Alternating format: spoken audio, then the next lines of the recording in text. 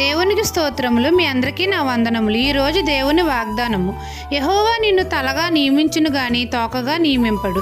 ద్వితీయోపదేశ కాండము 28వ అధ్యాయము 14వ వచనము.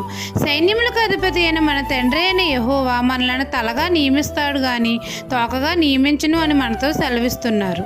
మనం అందరము దేవుని మాటను శ్రద్ధగా వినాలి. ఆయన ఆజ్ఞలను అనుసరించి ఆయన మార్గంలో నడుచుకోవాలి. అప్పుడే మన తండ్రి మనల్ని ప్రతిష్ఠిత జనముగా స్థాపించుతాడు.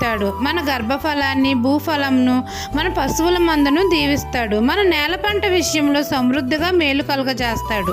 మన దేవుడైన యెహోవా ఆజ్ఞలను విని వాటిని గైకొనిన ఎడల అన్యజనుల ఎదుట యెహోవా మనల్ని తలగా నియమిస్తాడు గాని తోకగా నియమించడు. మనకును మన ఇంటి వారికి మన దేవుడైన యెహోవా మేలు చేస్తాడు. ఆయనను నమ్ముకున్న మనమందరము తలగా ఉంటాము గాని తోకగా ఉండము.